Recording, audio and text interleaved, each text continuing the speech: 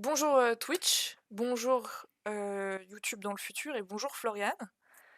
Bonjour Merci d'être avec nous ce soir. et merci de me recevoir. On va parler écriture, on va parler de tes romans. Hem, Est-ce que tu pourrais, te rapidement, te présenter? Pour te dire, parce que je suppose que tu n'es pas sur le live, on a mis tes parutions à côté, de Ah, visu. c'est gentil.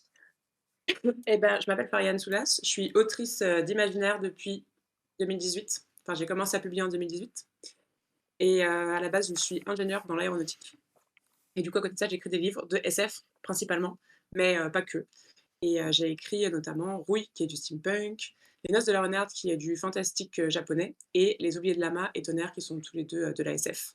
Donc space opéra et post-apo. Voilà. Bonsoir, Loïc M4. S'il y a des questions du coup dans le chat, n'hésitez pas, je les rajouterai au fur et à mesure que vous les posez. Alors, tu as, tu as une particularité plus ou moins, ça dépend des auteurs, mais tu as une vie professionnelle, donc tu es ingénieur et à côté tu écris. Hem, Est-ce que c'est dur de jongler entre les deux? Alors c'est assez, particulier et il y a pas longtemps, je t'aurais dit non et aujourd'hui, je vais te dire que oui. Alors, en fait, c'est marrant parce que moi, j'ai commencé à écrire quand j'étais en thèse. Donc pour moi, ça a toujours été, normal d'avoir, beaucoup de travail à côté et d'ailleurs, il y a eu une période où j'ai fait un bore-out. Moi, j'ai tout fait, je fais des burn-out, je fais des bore-out, enfin, j'ai fait un bore-out où vraiment, en fait, j'étais dans une boîte où ça se passait pas très bien et où j'avais même pas 30 de mon temps qui était occupé. Et en fait, à cette période-là où en fait, j'avais pas de travail, donc je faisais vraiment du présentiel. J'allais au travail pour faire du présentiel. Et bah, j'arrivais pas du tout à écrire. C'était impossible. Et je pense que c'était en partie dû au fait que, quand j'ai commencé à écrire, bah, j'étais dans un état d'esprit où je travaillais énormément et où en fait, j'ai besoin de cette stimulation à côté pour pouvoir produire et quand je fais rien, je peux rien faire. Et là, il y a pas longtemps, j'ai changé de travail, en mai, alors que j'étais dans un boulot où j'avais en fait toute latitude pour m'organiser comme je voulais. C'est-à-dire qu'en fait, j'avais notamment, enfin, je pouvais faire du télétravail autant que je voulais. Vraiment, si je voulais être toute la semaine chez moi, enfin, à part quand je me déplaçais, pour des trucs pro, je pouvais rester, tout le temps chez moi et du coup, j'avais une organisation qui était vraiment, hyper millimétrée où je me levais à 7:30, j'écrivais jusqu'à 9:00, je pouvais faire des pauses quand je voulais, c'était hyper pratique. Et au final, j'ai choisi de changer de taf et là, maintenant, je n'ai plus le temps de rien faire parce que je travaille 75 heures par semaine. Non, j'exagère, mais je travaille vraiment beaucoup, parce que j'ai beaucoup de trucs à faire et que c'est en plus, c'est passionnant. Enfin, j'aime beaucoup ce que je fais. Mais c'est vrai que, bah, depuis, donc disons juin, j'ai beaucoup de mal à trouver un rythme d'écriture. J'arrive pas à dégager, en fait, je peux pas dégager du temps comme je le faisais avant parce que je peux pas faire autant de télétravail. Enfin, je le fais quasiment jamais. Sauf là, par exemple, j'étais 2 jours à la maison parce que j'étais malade. D'ailleurs, ça s'entend peut-être encore un peu, mais j'étais vraiment pas bien, donc j'étais chez moi. Mais sinon, je vais au boulot tous les jours. Je pars de chez moi à 7:30. J'ai 45 minutes de trajet aller, 45 minutes de trajet retour. Donc quand je rentre le soir, je n'écris pas et c'était un peu dur de trouver, un nouveau rythme et je l'ai pas encore trouvé, mais je pense que ça va venir là. Je pense aussi que sur l'année, j'ai accumulé beaucoup de fatigue qui fait que, bah, tout est difficile, quoi. Là, je suis bientôt en vacances, donc je vais pouvoir me reposer et il faut que je trouve un moyen de gérer ça.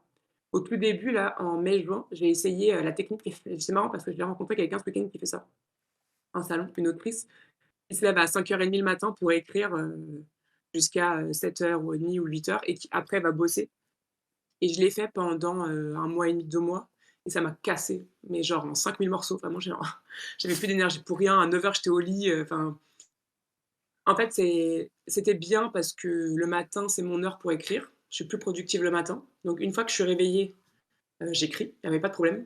Par contre, en fait, la dette de fatigue que j'accumulais avec ce truc-là, de me lever super tôt comme ça, en fait, c'était intenable sur le long terme. Donc j'ai arrêté, au bout d'1 mois et demi, je crois et j'ai pas recommencé depuis, j'ai même pas réessayé et du coup, ouais, là, il faut que je trouve un moyen de concilier ces 2 trucs-là et j'ai pas encore trouvé mais Mais ça va ça va venir, ouais. se faire, ça va se faire, ouais.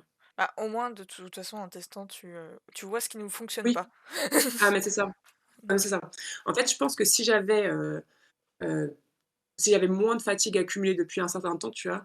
Peut-être que ça marcherait de me lever plus tôt, mais là, en l'état, c'est pas possible. c'est pas possible et après un autre avantage que j'ai, je trouve, hein, d'avoir appris à écrire en étant en thèse et du coup en bossant beaucoup, c'est que je peux passer très vite, en mode écriture. Tu vois? Dès que j'ai 5 Oui. minutes et ben, hop, je bascule tout de suite et j'ai pas besoin de je mets ma musique et hop, tout de suite, j'écris, quoi.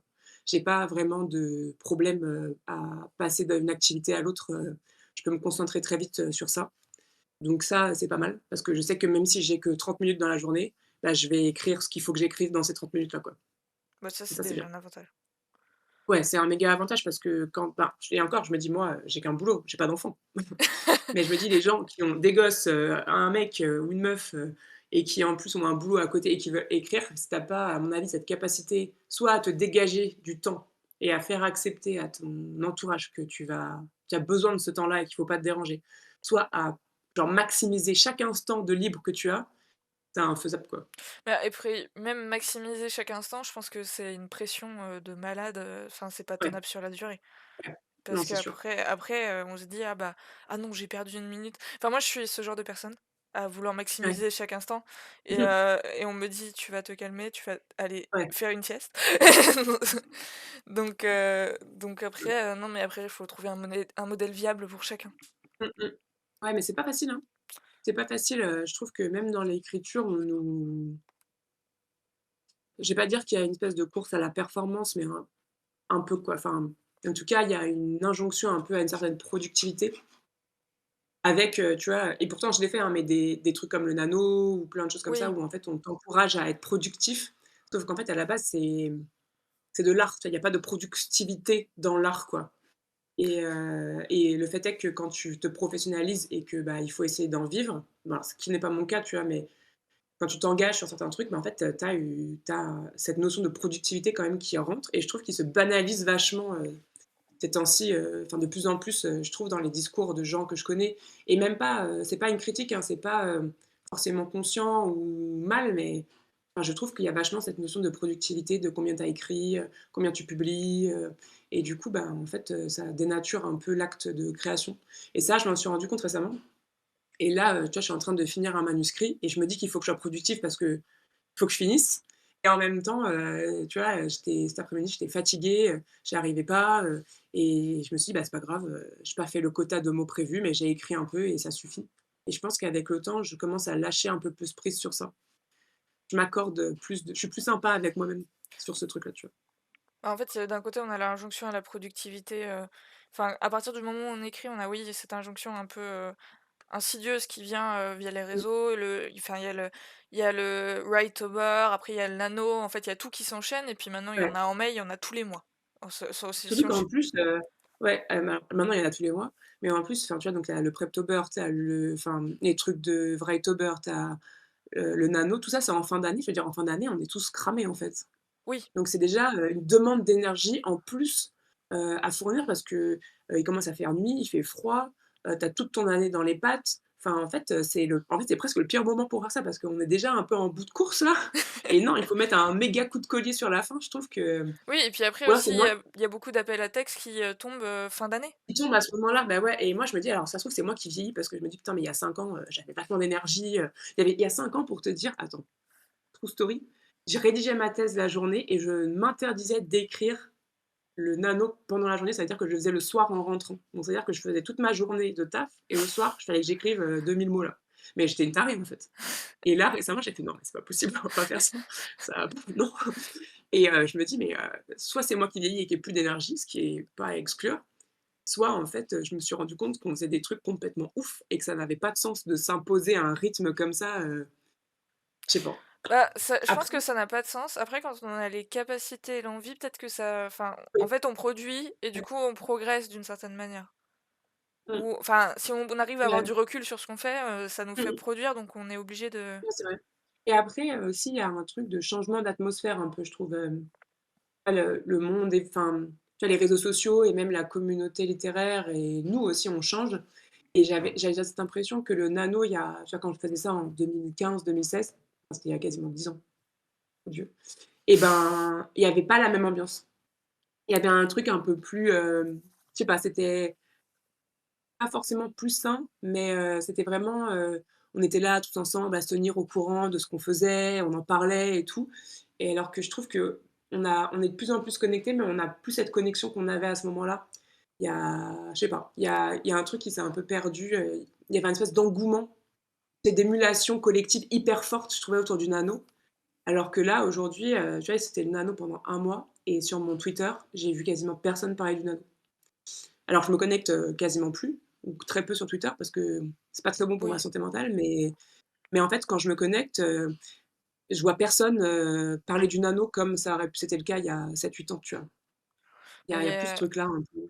après il y a aussi beaucoup, d'un côté l'écriture c'est quelque chose de collectif parce que, Ouais. enfin quand on écrit on veut partager, on veut avoir des Mmh, retours et c'est important, mmh, d'avoir des retours, bah, de personnes qui arrivent à rester neutres, mais aussi même de nos proches, des fois on est content d'avoir des retours. Et d'un autre côté, c'est quelque chose, de solitaire parce qu'en soi, l'écriture les objectifs qu'on va se mettre, bah, c'est des objectifs qui nous sont propres et ouais, d'un autre côté, enfin l'extérieur, à moins d'avoir quelqu'un qui est vraiment derrière nous à suivre le nombre de mots qui et je pense que ce serait pas ouais. ça, c'est quand même quelque chose de solitaire, quoi. Après, tu vois, justement, dans le nano, je pense que cette émulation venait du fait qu'on avait tous le même objectif. Ouais. Il fallait tous qu'on ait écrit 50 000 mots, tu vois? Et il y avait vraiment ce truc de genre, on est tous dans le même bateau, dans la même grosse merdasse là, genre, soutenons-nous pour, ramons ensemble, tu vois? Mais je sais pas, je sais pas si c'est moi qui juste, vois plus, ce truc-là Bah, ou dans alors mes actus. les communautés se sont déplacées, peut-être aussi. Ouais, voilà, c'est ça, c'est peut-être juste ça, tu vois? C'est peut-être juste que ça arrive plus dans mon feed et que je m'en rends plus compte, mais du coup, ça a perdu un peu de son attrait, Parce que enfin communautaire, moi j'ai commencé et après j'ai arrêté, mais je sais que le Discord du nano français était vachement ouais, et actif, toujours vivant. donc Mmh. Bah, tant mieux, hein. C'est cool, hein. Enfin moi, c'est grâce aux nanos que j'ai écrit «Rouille», hein. Sans eux, je finissais pas, hein. Donc je le fais tous les ans, d'ailleurs, quasiment tous les ans, je fais le nano. D'ailleurs, je le fais en fait, quand j'écris, je fais un nano continu pendant, le temps du premier jet. Ça dure généralement entre 3 et 5-6 mois et je me fais des petits nanos tout le temps, donc je fais tous les nanos d'avril, de juillet, je les fais tous, c'est un peu mon bébé, genre j'ai commencé là, je continue de le faire, tu vois? Mais c'est vrai que, de tous les gens que je connaissais avec qui j'ai fait mes premiers nanos, il me reste qu'une seule personne, Karel, qui écrit toujours avec moi et genre, on s'écrit tous les jours pour savoir où on en est, de nos projets et tout et c'est avec elle, j'ai fait mes tout premiers nanos et c'est la seule avec qui j'ai gardé contact, vraiment, de ça, quoi. et bah, alors je vais juste rapidement expliquer ce que c'est le nano, Et parce qu'on l'a pas dit et au cas où. C'est au départ, c'est sur le mois de novembre, c'est un mois pour écrire 50 000 signes. Après le site s'est mmh, développé, il y a beaucoup de ressources 50 sur le 000 mots. site. Pardon? Tu as dit 50 000 signes, mais c'est 50 000 mots. Ah oui, c'est 50 000 mots, pardon. J'ai l'habitude de parler en signes. Ouais, moi aussi. C'est C'est le seul moment de l'année où je compte pas en signes, c'est pendant le nano. c'est 50 000 mots, donc c'est un roman et après il y a d'autres, événements durant l'année, sur le site et en soi, on peut créer un projet quand on veut. Ouais. Avant, il y Hein, avait les camps nano, c'était avril et juillet et tu ils ont pouvais arrêté. mettre, le nombre de mots que tu voulais et depuis, un moment, parce que moi, je le fais depuis les noces quasiment, donc ça doit être 2018. Et ben, tu peux faire des nanos tous les mois. Tu peux mettre des projets, tous les mois où tu définis tes objectifs. Ils ont rajouté plein de trucs, tu peux faire de la correction, du drafting, un peu de tout.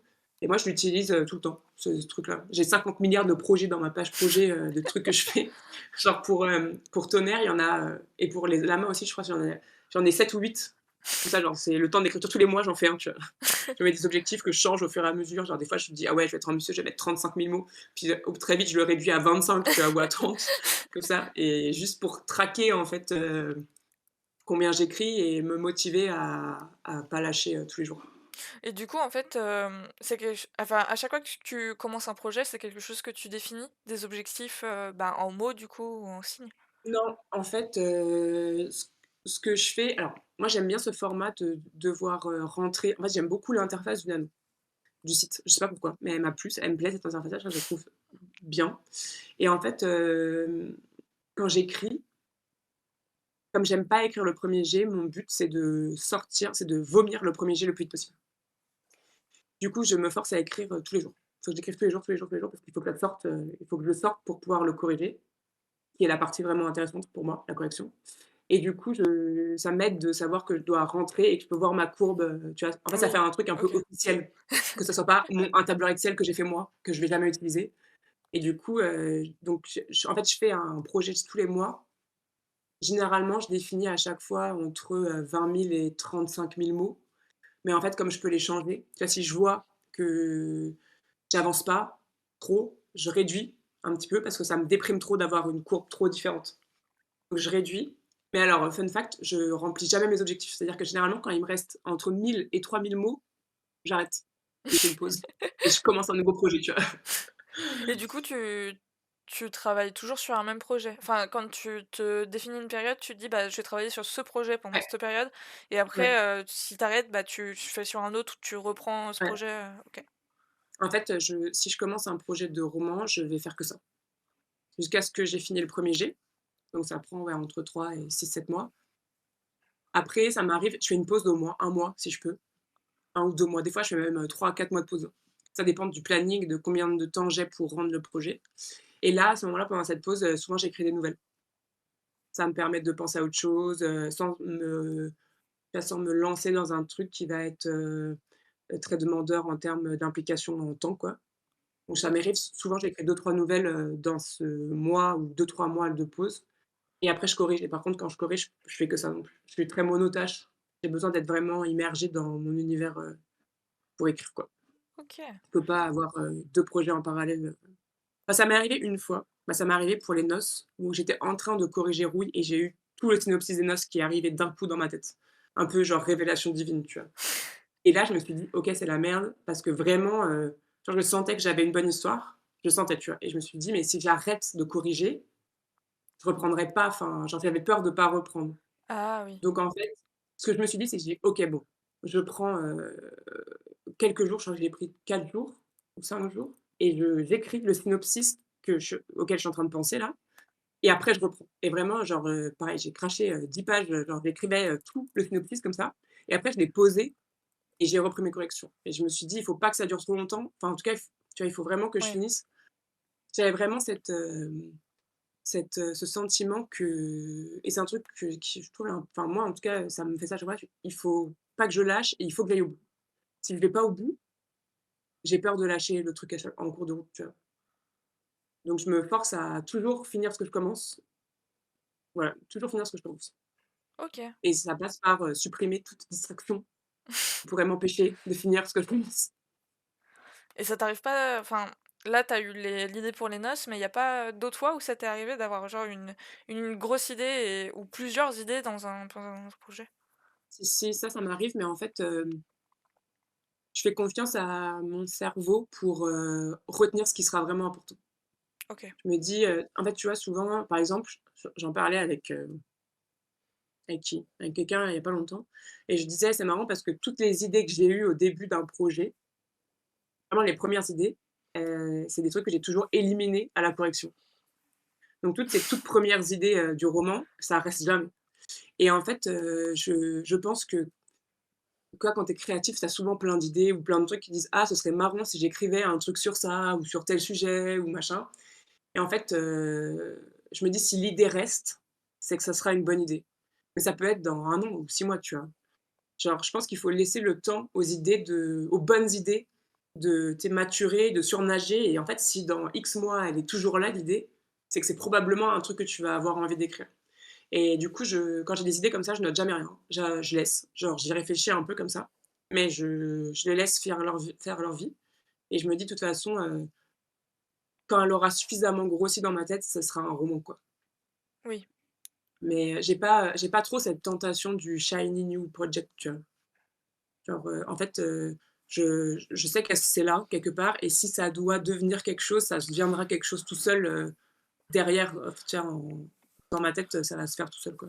En fait, il y a des idées qui viennent un peu, volages, on peut dire et puis Ah si tu ouais, as vraiment un projet, il va revenir en force tout seul, il va dire: «Eh c'est ça, oh, ouais. tu viens m'écrire?» Ouais, ouais, non, mais c'est ça, moi, vraiment, genre, si l'idée revient, tu vois, régulièrement comme ça, que tu y penses régulièrement et tout, au bout d'un moment, je me dis: «OK, donc ça, c'est une vraie idée qu'il va falloir creuser parce qu'elle a stick», tu vois? Mais il y a plein d'idées où je me dis, «Ah, OK, j'ai pensé à ça, puis en fait, ça donne rien du tout, quoi et bon, bah, ça donne rien et c'est pas grave, tu vois? Oui, Je pense que toutes les idées ne sont pas bonnes et toutes les premières idées sont souvent pas les bonnes, mais elles amènent, quand elles sont bien, à de vraies bonnes idées derrière, quoi. oui, Mais ouais, mais j'ai pas cette tentation de me précipiter sur des nouveaux trucs. hem et du coup, hem, je vais revenir à une question un peu plus générale. Pourquoi tu t'es mis à écrire, du coup? Bonne question. J'aime bien me poser des Bah, questions. alors, non, mais moi, mon histoire, elle est nulle. Mon histoire, elle est nulle parce que j'ai toujours voulu écrire. C'est vraiment, genre depuis que je suis toute petite, j'ai dit: «Je vais écrire des histoires». Donc je sais pas, je sais pas. J'ai des trucs dans ma tête là, il faut que ça sorte et je sais pas dessiner et je j'aime bien le cinéma, mais c'est pas ma passion, quoi et par contre, j'aime les livres et du coup, ça m'a toujours semblé logique que, j'allais sortir ces histoires-là, de cette manière-là, quoi. OK et pourquoi l'imaginaire? Et beh, en fait, alors figure-toi que pendant longtemps, j'ai essayé d'écrire, de la blanche et c'est chiant, on se l'écrit, en fait. Je suis désolée, mais Tu n'en as non, pas en plus, c'est sorti? pas vrai. Ah bah, c'est pas vrai parce qu'en fait, j'aime beaucoup lire de la blanche en plus. Mais tu vois, c'est un peu comme, il y a les choses que tu aimes lire et il y a les choses que tu aimes écrire et c'est pas la même chose.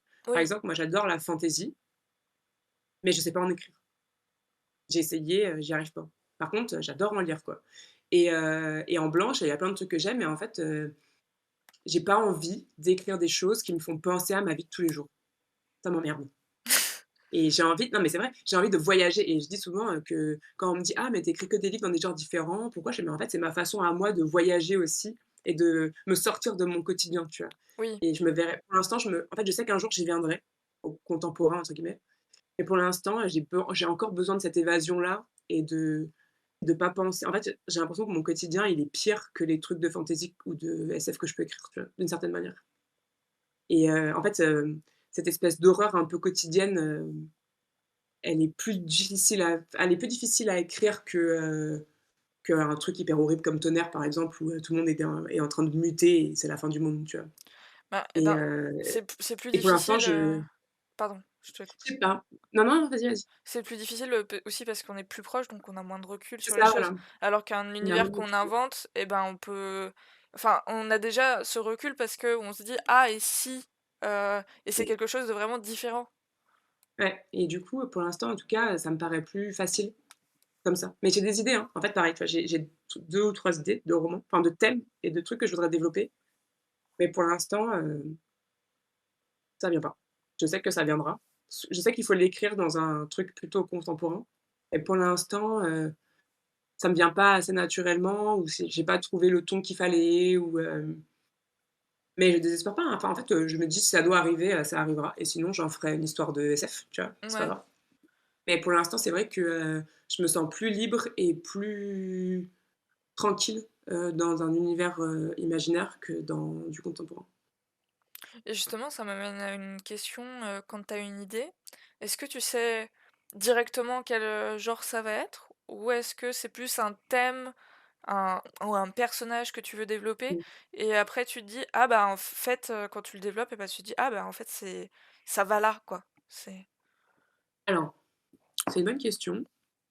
On m'a posé il y a pas longtemps sur, comment je crée les personnages et tout ça et les personnages, je sais pas trop, mais je sais que quand j'imagine un personnage ou quand j'ai une idée pour un personnage, il est forcément déjà intégré dans un univers. mmh. Parce que pour moi, c'est indissociable, ce truc-là, ce personnage est comme ça parce qu'il vit dans tel univers, tu vois? Oui, OK, je Et du coup, bah, tu vois, par exemple, bah, pour Feral et Lottie, c'était évident que, leur histoire ne pouvait s'exprimer que dans un monde, comme celui de Tonnerre où c'est la fin du monde, quoi.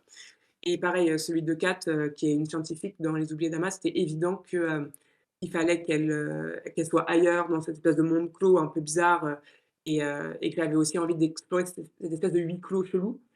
Et ouais, c'est vraiment, j'ai en fait, c'est un package, quoi. Personnage, univers, mais ça commence par le personnage. Un personnage et tout de suite, je sais dans quel univers ça va être. Et c'est pour ça qu'au début, je me suis dit: «Ah, ça doit être frustrant pour les lecteurs de me voir faire des bonds de genre à chaque fois», tu vois? Parce que mais en fait, maintenant, je me rends compte que non, mais j'ai eu cette crainte au début parce qu'au final, je me disais: «Mais En fait, je laisse complètement le personnage me dire, de quoi il a besoin et son univers, entre autres. Et j'avais peur que ça perde un peu les lecteurs, puis au final, ça a pas l'air de les déranger et c'est cool parce qu'en fait, je me rends compte aussi que je réfléchis pas à mes thèmes quand j'écris. Par contre, une fois que j'ai écrit, je vois les thèmes que j'ai développés et c'est souvent les mêmes et c'est intéressant de les voir, s'exprimer d'une certaine manière suivant l'univers où je les mets. Ça ils s'expriment pas de la même Oui, manière, mais en fait, quand tu réfléchis, c'est quand même souvent des variations autour de thèmes qui se ressemblent, quoi. bah, justement ces thèmes, on en a, il y en a plusieurs qui reviennent. Hem, je vais, citer, la description de ton éditeur, su ta description. Autrice un poil sadique avec une prédilection pour tous les genres de la SFFF. Elle aime particulièrement faire souffrir ses personnages. Donc il y a un thème quand même qui est récurrent, Ouais. c'est, bah, tes personnages souffrent, tu leur en fais voir Oui. toutes les couleurs et il y a des morts, de partout. Heu, Ouais voilà et pourquoi du coup la mort, déjà? Et et comment ben, j'ai ouais, attends, parce que c'est une vas-y. question qu'on m'a Mmh. posée, qu'on m'a demandé de te poser. Hem, comment tu choisis la manière dont tu vas décrire la mort? Parce que des fois, ça va être plus, enfin, va y avoir plus d'émotions, dans certaines morts que dans d'autres. Beh, alors, en fait, ça, pendant longtemps, je l'ai pas considéré comme un thème, le fait que tous mes personnages meurent, spoiler. Mais c'est vrai que j'ai très peur de la mort. C'est quelque chose, qui m'angoisse beaucoup. En fait, non, j'ai pas peur de ma mort, j'ai peur de la mort de mes proches. OK. En fait, c'est quelque chose que je n'envisage pas. Pour moi, on va tous vivre éternellement et heureux. Tu vois? C'est comme ça, c'est que ça se passe, tu vois? Il y a pas d'autre solution et du coup, et tu vois, par exemple, j'ai jamais été à un enterrement. Ah si, j'ai été à un enterrement en 2020, mais bon, c'était un peu bizarre. Mais bon, disons que j'ai jamais vraiment assisté à un enterrement. Là, je suis allée alors ça va faire bizarre, mais ça fait sens. Je suis allée, randonner en Écosse et j'ai vu, un gros animal mort pour la première fois, tu vois? Ah oui. Et ouais, vraiment, en fait, je me suis dit: «Putain, mais en fait, c'est ouf, on n'est pas du tout, heu, en relation avec la mort. Jamais», tu vois? On est dans une société où c'est complètement tabou de parler de ça. On parle, tu vois, la vieillesse, c'est tabou, et on n'est jamais en contact avec, la mort, on n'en parle pas.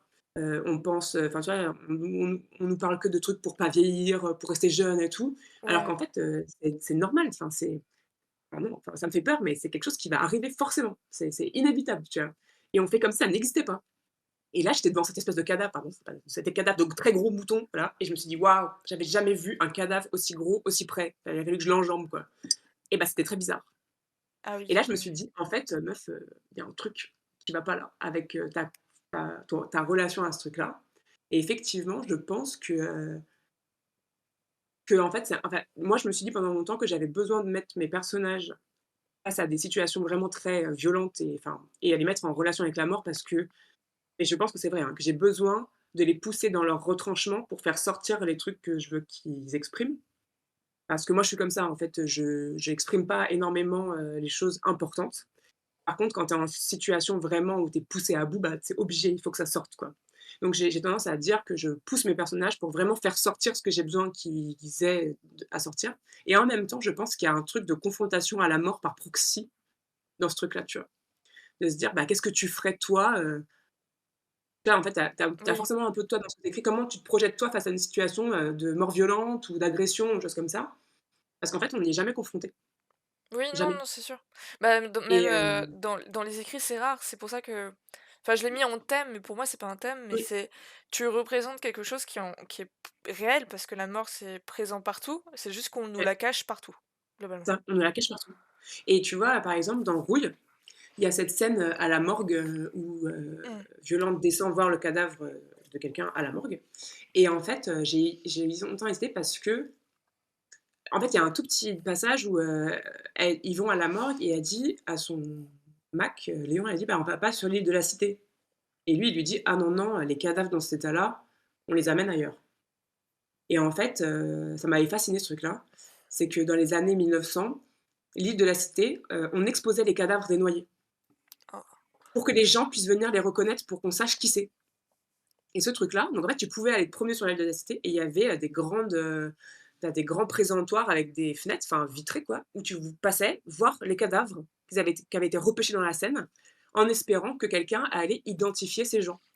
Et en fait, c'est devenu genre une attraction, mais européenne. C'est-à-dire que dans toute l'Europe venait voir les cadavres exposés de Paris. Parce qu'en fait, c'était pas choquant pour eux. Et ça, c'était il y a 100 ans, tu vois? Oui. Et maintenant, jamais de la vie, tu ferais ça. On a un rapport qui a complètement changé à la mort, en 100 ans, quoi. Et c'est en fait, je trouve ça assez fascinant et c'est vrai que bah, je ça me ouais, Et j'aime bien puis parler de ça. la mort a beaucoup évolué, aussi bien dans son exposition que, dans son usage en quelque sorte. Il y a plus les sacrifices, enfin il y en a plus, ça Ouais, existe encore, mais ça c'est beaucoup moins commun, c'est aussi tabou les sociétés à sacrifice, les religions n'en parlent plus, les tout est devenu abstrait en fait. On a ouais, voilà, c'est ça, c'est comme si ça allait pas exister, comme si c'était presque, pas vrai, quoi. Et puis, tu vois, dès que les gens commencent à vieillir, on les met dans des maisons, dans des EHPAD, en fait, on les cache.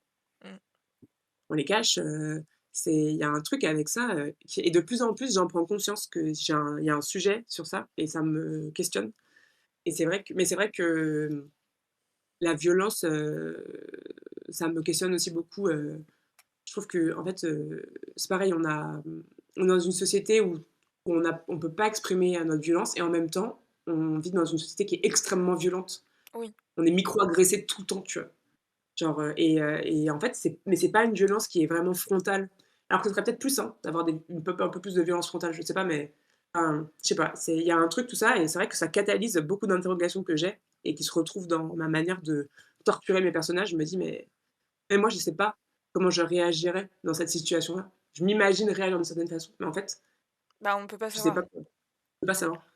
Non et puis c'est vrai que bah, là, ils sont confrontés à une, violence, brute, alors que nous, c'est dilué en fait. Il y a toujours une distance, il y a toujours, un mur, un écran entre la violence et nous. Ouais. Et c'est devenu une norme, en fait, d'une certaine manière aussi, hein, Oui, maintenant. Tu vois, c'est normal de se enfin, c'est pas normal, mais en fait, tu vois, quand tu te fais insulter, sur internet, tout le monde dit: «Ouais, ça va, c'est pas grave, c'est sur internet», tu vois? oui, Alors qu'en fait, il y a des gosses qui se suicident à cause de ça. C'est une vraie violence, quoi. Mais en fait, il y a plein de trucs, et encore maintenant, je trouve avec, tu vois, avec un peu les mouvements MeToo, on commence à dire: «Mais non, c'est pas normal», mais pendant très longtemps, bah, il y avait plein de choses, se faire siffler dans la rue, c'était pas normal, mais c'était, commun, quoi. oui. Dans le sens où en fait, personne disait rien parce que, bah, c'était comme ça, quoi. Non, mais Et ça a duré, super longtemps, alors qu'en fait, bah, c'est hyper violent de se faire suivre en voiture par un mec qui veut te parler. Mais c'est complètement hallucinant. bah, il veut juste te parler enfin. Non, Ouais, bah, il peut même mais tu vouloir pourrais te dire tu caro pourrais sourire quand même, il tu pourrait pourrais sourire. il peut peut-être vouloir te raccompagner enfin.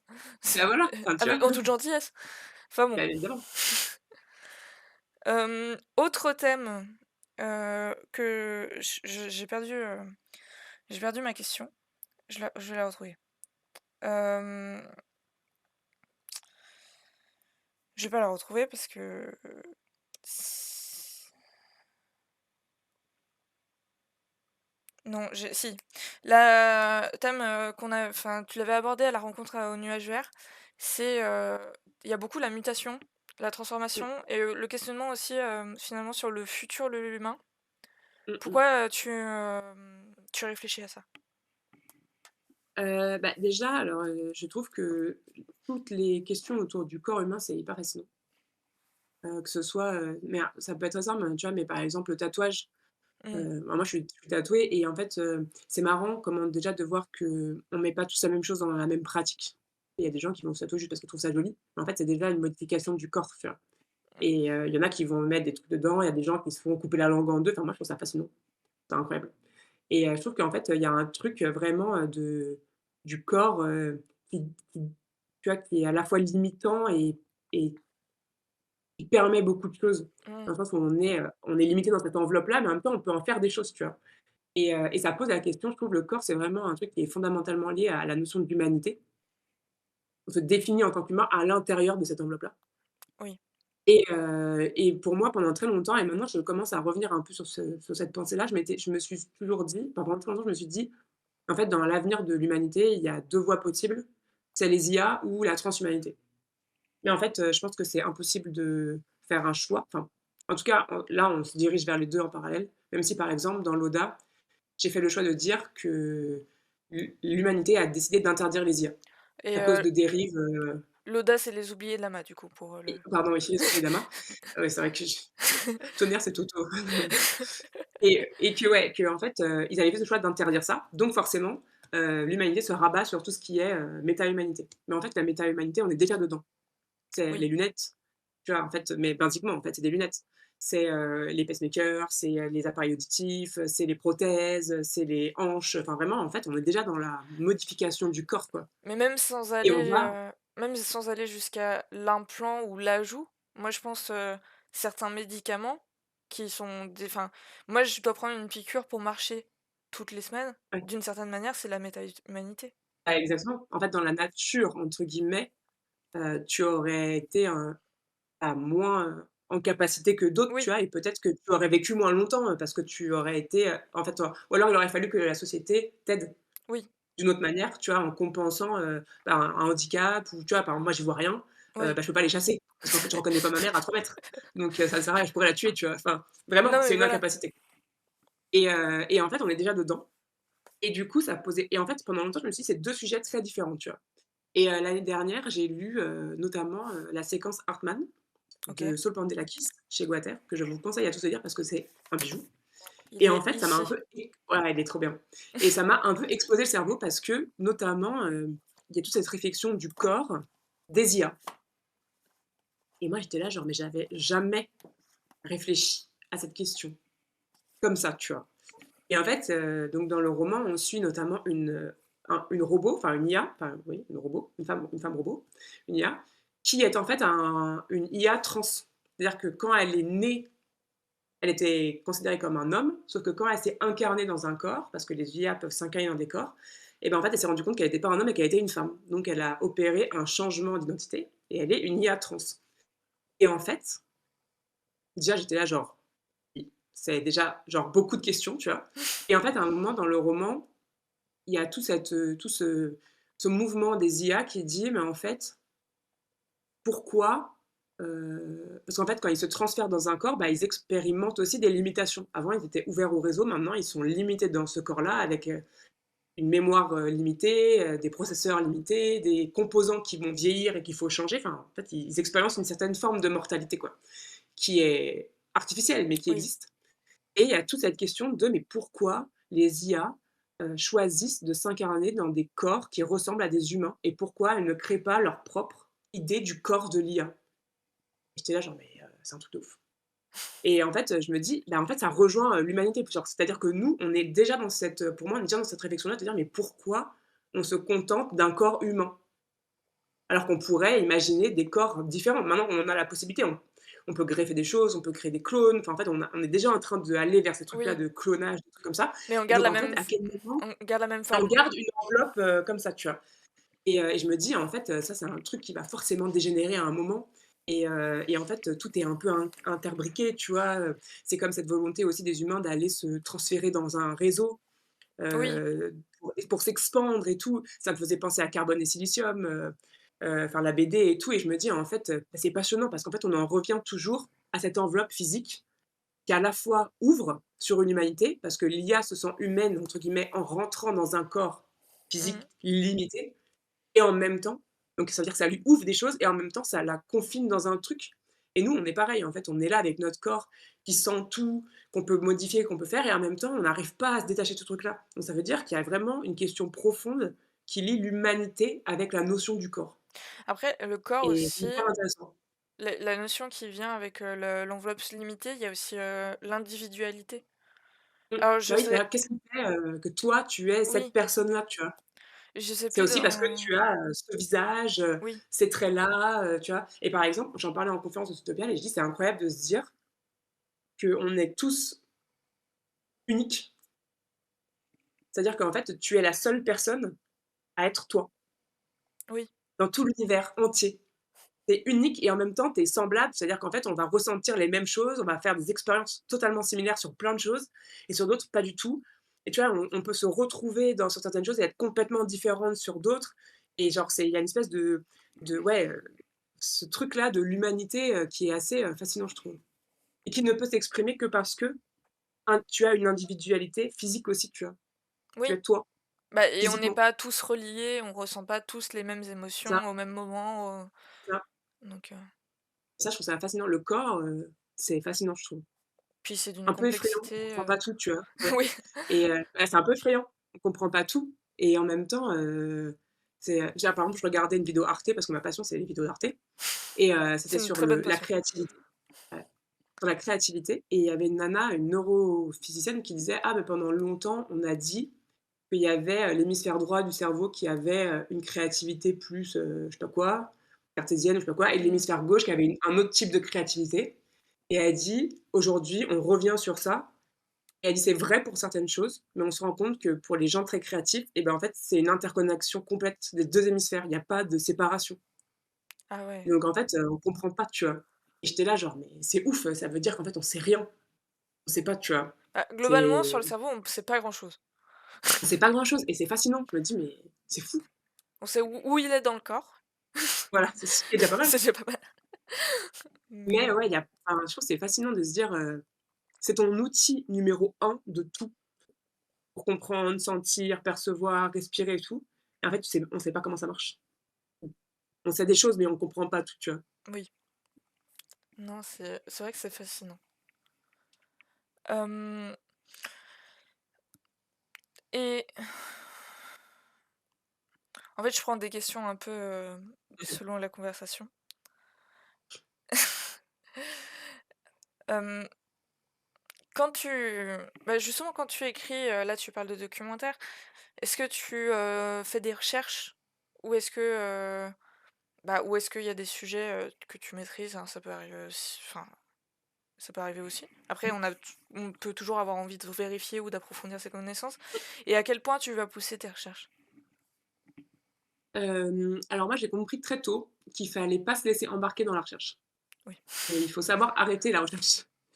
Après, alors généralement, quand je pars dans mon premier jet, je sais à peu près où je veux aller. Donc soit parce que j'ai déjà un minimum de bagages sur ce dont je veux parler, soit parce que je sais que, ne pas savoir ne va pas m'empêcher de dérouler l'histoire et que c'est des choses que je peux, corriger après ou rajouter après. Et ça m'arrive de faire des petites recherches ponctuelles pendant le processus d'écriture. Donc par exemple, pour Rouille, je l'avais cherché. Alors là, je me suis un peu perdue dans un mini trou noir de recherche à ce moment-là, mais c'était passionnant. Est-ce que les ascenseurs, à vapeur ont existé? Par exemple et il se trouve que oui, mais alors pendant un très court laps de temps. Donc j'avais fait des recherches pour savoir parce qu'au tout début, il y a une scène où elle prend un monte-charge, en fait, un ascenseur à vapeur et je voulais savoir si c'était possible ou est-ce que c'était complètement uchronique et du coup, Mmh. effectivement, ça existait et après, j'avais fait, bah, au moment où, il y a cette fameuse scène à la morgue, là, au début, j'avais fait toute une recherche sur, bah, en fait, comment étaient stockés les cadavres, et comment fonctionnait, entre guillemets, «la police judiciaire» en 1900, quoi. D'accord. Mais après, tout ce qui était, d'autres choses, c'est venu plutôt à la correction. Donc par exemple, la fameuse scène d'autopsie, à l'époque, ma bêta de l'époque, Maud, est médecin et du coup, je lui avais posé plein de questions. Je lui ai dit: «C'est quoi les symptômes d'une overdose? C'est quoi le timing d'une overdose? C'est Mmh. quoi, tu vois, quand je fais de la dissection, bah, comment ça se passe? Qu'est-ce qu'on fait?» Je suis allée voir des docus, j'étais allée voir des rapports d'autopsie, qui étaient dispo. J'avais demandé à des gens qui savaient et Ouais. pareil un petit peu pour l'ODA, sur le alors par exemple, pendant que j'écrivais, j'avais mes papiers de recherche sur Jupiter, que les infos que je donne soient bonnes tout de suite parce que je voulais pas avoir à refaire ce travail-là. Mais j'avais déroulé mon histoire et quand j'ai relu, je me suis dit: «Ah mais en fait, il y a plein de choses que tu n'as pas pris en compte dans ton amas». Donc l'amas, c'est la décharge qui flotte autour de Jupiter et où se passe, la majorité de l'intrigue et je me suis dit: «Mais du coup, en fait, comment tu fais en vase clos pour, recycler l'air, recycler les liquides, enfin vivre en fait, créer du jour-nuit, enfin comment tu fais ça?» Et ça, c'est quelque chose que j'ai fait au moment des corrections. Donc je suis allée me renseigner sur, les environnements clos, comment tu fais pour recycler de l'air, comment tu fais pour recycler, les liquides, tu vois, les urines, dans la station spatiale internationale, comment c'est recyclé, réutilisé, par quel process et tout. Même si au final, c'est pas, présenté en détail dans l'histoire, on en parle, enfin c'est mentionné et du coup ça donne, je trouve, ça fait vrai, tu vois? Et je pense que c'est important déjà, il faut pas se perdre dans les recherches et il faut savoir pourquoi on les fait. et souvent, en fait, les recherches qu'on fait, elles sont pas vraiment, rendues telles quelles dans le manuscrit, mais le fait de le savoir, ça permet d'écrire bien ce que tu veux écrire, de bien décrire ce que tu veux faire et ça rend, le texte, réel et un peu plus vrai, quoi. Donc moi, je fonctionne comme ça. Il y a une partie que j'ai déjà quand j'écris et après ce à la correction, généralement, s'il faut refaire une passe, je refais, quoi. OK. Bonsoir à Enavre, qui nous a rejoint et merci de m'avoir signalé que on n'avait pas modifié le titre du live. Ça arrive. Hem, Bah, en vrai, vaut mieux pas, s'enfoncer dans les recherches. Mmh, Enfin, sinon on se perd, même si des fois c'est ouais passionnant et et c'est un trou noir. après il y en a pour qui, l'écriture, c'est un peu, un prétexte pour faire des recherches. Donc Ouais ça et dans dépend ce aussi cas-là, de c'est très cool, tu vois? oui. Moi, mon but, c'était d'écrire un roman et de le terminer, tu vois? Donc du coup, j'ai limite je me rappelle de ce truc de l'ascenseur et de la mort parce que je me vois relever la tête et me dire: «Waouh, ça fait 2 heures». Genre, littéralement 2 heures que je fais des recherches et que je lis des docs, alors qu'en fait, je veux juste savoir si ça existe, tu vois? Ah oui. Et mais les trucs des ascenseurs à vapeur, c'était hyper intéressant. Donc après, c'est mon côté ingénieur qui ressort un peu, je pense. Mais vraiment, genre, j'ai relevé la tête, je suis là genre: «Waouh, 2 heures», mais non, en fait, c'était juste pour savoir si ça existait et si je pouvais le mettre. C'était pas du tout le ratio était pas du tout bon, tu vois?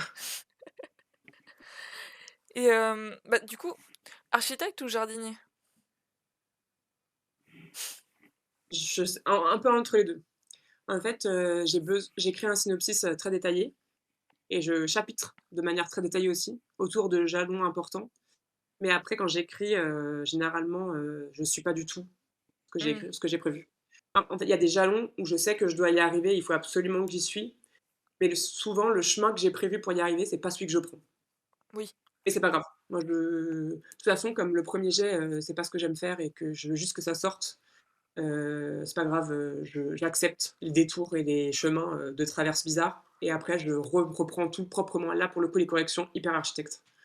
Une fois que je sais, où je veux aller et comment, et qu'il faut tout reprendre, je suis hyper cadrée, je refais un synopsis, je rechapitre tout, tout est propre et nickel et je suis ça à la lettre. Après l'essentiel c'est que l'histoire finale, elle te plaise, elle arrive, Ouais, c'est ça, où elle doit arriver. c'est ça. Et bah, il me semble enfin je parle un peu de théorie de l'écriture, il me semble que tu en lis, Ouais, tu lu, récemment La Charpente du récit.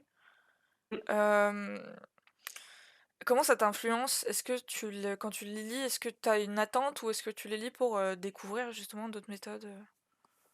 Alors je l'ai alors j'ai une méthode qui fonctionne plutôt bien maintenant, même si, je vois qu'avec le temps, elle change, elle s'adapte à mes besoins, quoi. Mais je suis toujours à la recherche de tips ou en fait, d'une autre manière de voir, même si je sais que je vais pas appliquer forcément, ça m'intéresse de voir qu'il y a d'autres manières de faire et en fait, je pense qu'il y a toujours un truc à apprendre ou un truc à se rappeler ou un petit tips à récupérer de tout et l'important, c'est tu vois, de continuer de se nourrir d'expériences et de voir si on a envie de l'adapter ou pas à ce qu'on Oui, fait. Et par exemple, dans La Charpente du récit que j'avais beaucoup aimé, c'est qu'en fait, c'était que des choses que je connaissais, mais il y avait des trucs que j'avais oubliés et là, à ce moment-là, j'avais besoin qu'on me rappelle que les personnages ont besoin d'exprimer leurs enjeux clairement dans les 5 premières pages, tu vois? J'étais là genre: «Ah bah oui, c'est quand même vachement utile» et c'était vraiment bien, ça m'a fait un peu, comme tu vois, une piqûre de rappel, c'est des choses que je connaissais déjà, mais c'était tellement bien expliqué que ça m'a vachement parlé et j'avais besoin de ça à ce moment-là. Mais par exemple, j'ai essayé, de faire un truc où je corrige au fur et à mesure. Ce qui n'est normalement pas du tout ce que je fais parce que je sors le premier jet et après je réécris la moitié du roman en corrigeant. Et là, je me suis dit: «C'est quoi, j'ai pas le temps, je suis un peu pressée, ma deadline est vraiment très proche et j'aimerais bien envoyer quelque chose à mon éditeur, un peu au fur et à mesure, quoi». Donc je vais essayer d'écrire la première. En fait, j'avais séparé mon manuscrit en 3 parties. Donc je dis: «Bah, je vais écrire la première partie, je vais corriger. Une fois que j'aurai corrigé, je écrirai la suite et puis je corrigerai et machin». Catastrophique, horrible. J'ai passé, 1 mois et demi sur la première partie, tout me semblait horrible, tout me semblait mauvais. Dès que j'écrivais 3 chapitres de la partie 2, je revenais corriger la première partie parce que du coup plus rien n'allait et vraiment c'était pas drôle. Mais bon, j'ai essayé. Tu vois? Je me suis dit: «Bah, voilà, j'ai appris que c'était pas trop pour moi». et que voilà, j'avais toujours besoin en tout cas d'appliquer cette méthode où, je vomis littéralement en premier jet, dégueulasse, que je vais corriger après. Mais c'était une bonne expérience d'avoir essayé de faire autrement et de se dire: «Bah, voilà, c'était pas pour moi, c'est pas ma manière de fonctionner». Mais ça m'a permis de me rappeler que, bah, voilà, il fallait bien, définir les enjeux dès le début, que, le roman jeunesse, c'est pas du tout comme le roman adulte, Mmh. tu vois? Il y a toujours en fait, il y a toujours quelque chose à apprendre, d'une expérience, qu'elle soit, ratée ou pas, quoi. Moi, je Après le vois vraiment comme ça et puis, ouais, je trouve ça toujours sympa de voir, comment d'autres font et ce qui marche pour eux, quoi. Et puis des fois, il y a des choses, tu te dis: «Ah, mais ça a l'air vachement bien, je vais essayer» et puis en fait, ça marche et puis des fois, ça marche pas et il y a des choses qui ont marché et que maintenant j'intègre, par exemple, je sais plus où j'avais lu ça, je pense que c'était dans un podcast et c'était une nana qui disait, «Si vous avez du mal à vous motiver à écrire, moi, ce que je fais, c'est que quand je me lève le matin, le premier truc que je vais faire, c'est écrire». Parce qu'elle dit comme ça elle dit ça matrix ton cerveau que le premier truc que tu fais le matin, c'est le truc le plus important de ta journée et qu'il mmh, doit être, vraiment tu vois, c'est le moment où tu es le plus optimal, quoi et donc du coup, c'est le premier truc que tu fais, c'est le truc important, quoi et en fait, ça marche super bien sur moi. Quand je suis en vacances ou quand je suis en télétravail et tout, vraiment, genre, je me lève, je vais boire, un verre d'eau, je me fais mon café et j'écris tout de suite et je me pose pas de questions, je relis pas ce que j'ai fait la veille et juste j'écris et en fait, ça marche super bien et je l'ai conseillé à une copine qui était bloquée et je lui ai dit: «Anouk, tu te lèves le matin, tu as le droit d'aller faire pipi, tu as le droit de boire un thé et le premier truc que tu fais vraiment après, c'est écrire. Tu regardes pas ton téléphone, tu regardes pas tes mails, tu vas pas sur les réseaux sociaux, tu te lèves, tu vas écrire, tu vois? Et ça va te mmh. débloquer, c'est sûr». Et ben, ça l'a elle a repris l'écriture à ce moment-là, enfin, elle s'est remise à écrire et ça marchait, tu vois? Et peut-être c'est enfin, en tout cas, c'est pas forcément pour tout le monde, mais moi, ça m'a vraiment, genre débloqué d'un truc, quoi. Et C'est une maintenant, espèce souvent, de quand je suis life hack. bloquée c'est ça, vraiment, j'ai hacké mon cerveau en mode genre: «Non, c'est ça qui est important, on le fait tout de suite» et genre on réfléchit pas, c'est vraiment genre, il y a que ça, quoi. Et ça dure 1 heure, hein, c'est tu pas obligé d'y passer 5 heures. Et en fait, de se dire: «C'est ça vraiment le truc important» et tu commences par ça. Et à contrario, il y a plein d'autres trucs, qui marchent pas du tout sur moi, genre, bah, corriger, au fur et à mesure que j'écris ou, les pomodoro, ça marche pas du tout. De m'arrêter en plein milieu, ça me saoule. C'est quoi les Ou, pomodoro? tu sais, où tu fais, 25 minutes, 10 minutes de Ah oui, pause ou oui, 50 ouais. ça, alors moi, quand je suis lancée, je suis lancée, quoi. Et ça m'énerve de devoir m'arrêter, par exemple. Puis la pause, ça peut Et parce être, un moment où on se perd ailleurs. voilà, c'est ça, tu vois? Et tu vois, il y a des trucs qui marchent pas et il y a des trucs qui marchent. Mais je pense que c'est important de lire d'autres trucs, d'écouter d'expériences d'autres personnes, tu vois? De se rendre compte aussi qu'on a des expériences similaires avec plein d'autres gens qui écrivent, quoi. Que, bah, on est tous là, des fois, à se dire, bah, qu'on n'a pas envie et que c'est difficile et que, bah, c'est OK, tu vois? Ça reviendra, il faut moi, je suis très, genre, j'aime bien quand je suis en période d'écriture, vraiment écrire tous les jours, même si c'est, 100 mots, tu vois? Ou Oui. 1000 signes. Mais j'ai besoin, d'avoir cette régularité, où j'écris tout le temps. Puis il y a des gens, ça leur rentre pas du tout et ils préfèrent écrire, 2 jours par semaine à fond et rien faire le reste de la semaine parce qu'ils font autre chose, quoi. Et bah, c'est pas grave, tu vois? Ça marche si ça marche pour eux, c'est trop cool et moi, j'ai besoin de ce truc-là et ça, je l'ai appris au fur et à mesure, que j'écrivais, quoi. OK. Mais j'aime bien, ouais, j'en ai plein des livres d'écriture. J'écoute, un petit peu des podcasts, mais pas trop, parce que j'ai un peu du mal avec les podcasts. J'essaye.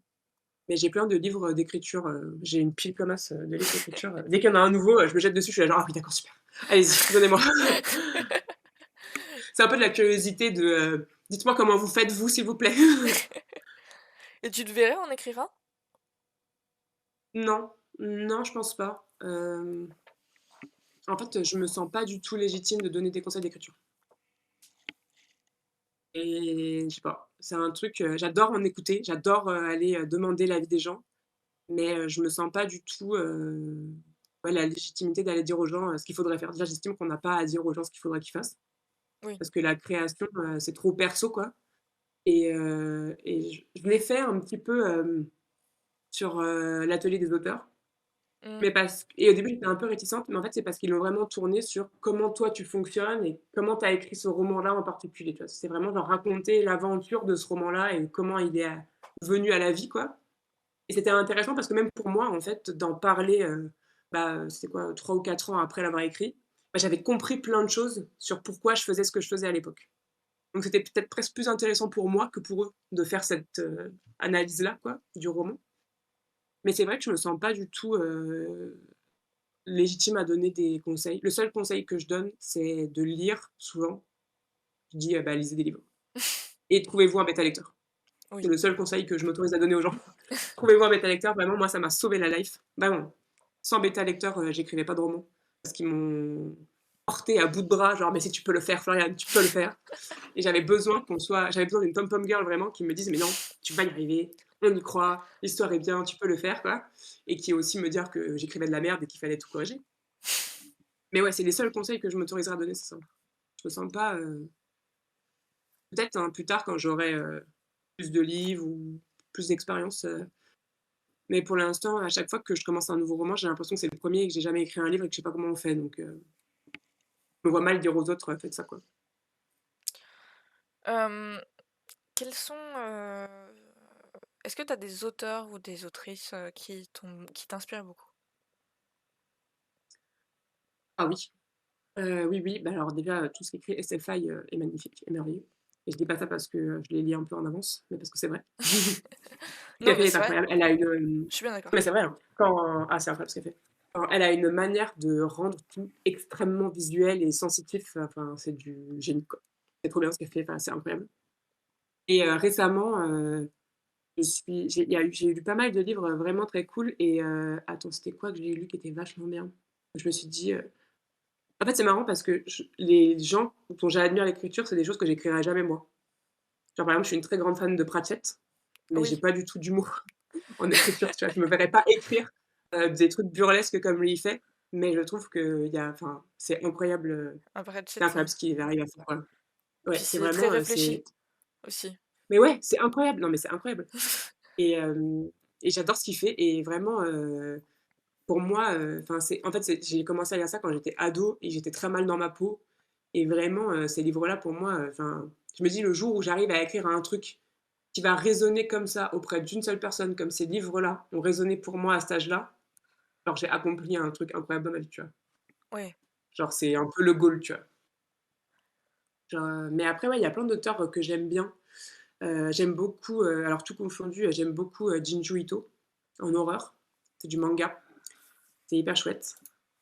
Et en auteur français, j'ai aussi un amour inconsidéré pour, Mathieu Gabory, qui n'écrit plus beaucoup malheureusement, mmh, mais qui a écrit, pour moi, parmi les plus beaux livres de la fantaisie française, des années 2000, 2010, hein. J'ai lu tout ce qu'il a fait, c'est incroyable, j'aime trop ce qu'il fait. C'est vraiment merveilleux et et oui, il y a plein d'auteurs qui m'inspirent, mais plus dans le sens, «Ah, quand je serai grande, j'aimerais bien écrire comme eux», tu vois? oui. Sans en me Et en même temps, en étant tout à fait consciente que ce qu'ils font, je le ferai jamais. Genre, c'est pas du tout, le genre d'histoire que j'ai envie de raconter. C'est des trucs que j'aime bien, mais c'est pas les choses que j'ai à dire, quoi Bah, c'est ce qu'on a et dit, mais c'est bien. tout à l'heure finalement, ce que tu aimes lire, c'est pas forcément ce que tu aimes écrire. C'est ça, ouais et c'est pareil, là, j'aime beaucoup, Adrian Tchaïkovski, un auteur américain qui écrit de la Oui. SF et là, il a fait et alors en français, parce que moi j'adore les français, par exemple, Romain Benassaïa, chez Mmh. Critique, j'adore ce qu'il fait, il fait du space up, c'est incroyable, mais j'écrirai jamais ça. J'adore ce qu'il fait. Et pareil, Tchaïkovski, il écrit des trucs avec des animaux dans l'espace et tout, j'étais là genre: «Oh mon Dieu, mais c'est incroyable!» mais jamais de la vie j'irais écrire un truc comme ça, tu vois? Mais je trouve qu'ils ont une enfin, je sais pas, ouais, c'est des gens qui ont une capacité à me faire voyager et à me faire m'amuser aussi. Enfin, c'est des livres où vraiment, ouais, on s'amuse, il se passe plein de choses, des trucs un peu, pas forcément trop lourds, mais où vraiment je me dis: «Ah mais j'ai passé un trop bon moment, c'était trop cool. J'ai envie de relire ce livre-là», tu vois? J'ai envie de relire ce livre-là et ouais, il y en a plein, il y en a trop de livres bien et si peu de temps pour les lire. Non mais c'est vrai. Trop de livres bien, si peu de On temps n'a pour pas les assez lire. de temps pour lire tout ce qu'on veut lire et en plus, il faut relire. C'est clair. Ah ouais. Bah ouais, mais il y a des trucs quand même, moi je prends le temps, hein. Tous les ans, je relis, au moins, La Quête des Willan, au moins une fois, Ah en ouais? entier.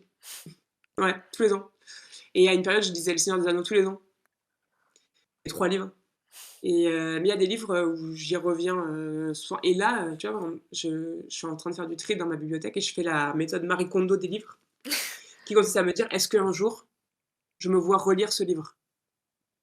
Si Oui. oui, je le garde, sinon je le vire». Ah ouais. Et ben, en fait, il y a plein de livres, il y a pas mal de livres où plus que ce que je pensais, je me suis dit: «Ah ouais, en fait, ça, j'aimerais bien, relire ce livre-là un jour parce qu'en fait, vraiment ça m'a marqué, tu vois? C'est oui, en fait, ça Mais dépend pas les livres, comment on les a approchés, quoi. ouais, Si il y a des livres que j'ai lus et là, quand j'ai commencé à les lire, je me suis dit: «Je comprends rien, c'est nul, c'est pas pour moi». Je les ai posés et je les ai relus je les ai repris des années après et ça a été une révélation, tu vois? Et il y a un moment pour tous les livres, je pense. oui, mais après des fois Il y le a un moment moment est pour tout. passé aussi. Ouais, c'est ça et il y en a que et je sais que je les lirai jamais et je vais les bazarder, je pense ou les offrir, je sais pas, je verrai. Et oui, il y a des moments pour tout, puis, bah, des fois la rencontre, elle se fait pas et c'est pas grave, ça arrive. Puis aussi, il y a des livres que tu traînes depuis super longtemps et la personne que tu étais il y a 5 ans, c'est plus du tout la même qu'aujourd'hui et c'est normal que le livre, bah, te parle plus, tu vois? Même la personne d'il y a 6 mois, c'est pas la même, hein. C'est vrai. Des fois, il s'en passe des choses en 6 mois, hein. Hem, je je cherche une question, dans je cherche, surtout les questions externes. Non, si, j'aimerais parler un peu, de tes nouvelles, quand même, et aussi, du recueil, du coup, «Nous parlons depuis les ténèbres», que tu as co-dirigé. Oui, C'est c'est un ça. recueil, de nouvelles d'horreur, Oui, de l'horreur avec, construire. que des autrices, il me semble, Oui, ce qui fait plaisir ça, aussi. c'est le projet. Mmh. Hem, qu'est-ce que alors, déjà, bah, comment est né le projet? Le projet, il est né, quand? C'était en salon, en 2021 ou début 2022 peut-être. Avec Estelle, en fait, dans Les Oubliés de la Maille, il y a une scène de body horror, un petit peu, au cœur enfin au milieu, à peu près au milieu de l'histoire et que j'avais adoré écrire et on parlait de ça avec Estelle en salon et on s'est dit: «Ah mais ce serait trop cool» parce qu'en fait, on a pas mal de copines qui écrivent, au Chat Noir, chez Noir d'Absinthe et tout, enfin qui font de l'horreur quoi et on s'est dit: «Ah mais ce serait trop cool de faire un recueil de nouvelles écrit, que par des femmes, en horreur». Parce qu'on avait cette réflexion, enfin ça faisait un moment qu'on en parlait de se dire en fait Estelle elle a sorti en même temps, Ouijigo, Mmh, qui est un livre d'horreur et en fait on s'est rendu compte que, bah, c'était très difficile, dans la littérature, enfin dans le monde éditorial, aujourd'hui de publier de l'horreur, encore plus quand tu es une femme, parce qu'en fait quand on regardait, on n'en trouvait pas quoi et on s'est dit: «Ce serait cool d'avoir ce projet-là». Parce qu'il se trouve que nous, on connaît plein de nanas qui font de l'horreur, mais toutes ces nanas-là qui écrivent, bah, des choses horrifiques, que ce soit vraiment de l'horreur horreur ou des choses, fantastiques quoi, elles sont reléguées à des maisons d'édition qui n'ont pas de diffuseurs et elles ont pas de visibilité quoi. Parce que, enfin déjà quand tu écris de la SF, quand tu es une nana, c'est compliqué, mais alors si en plus tu veux écrire de l'horreur en étant une femme, bonjour quoi. oui, et puis même le Et rayon horreur est pas, ouais, non mais le il y a plus rien, il y a rien.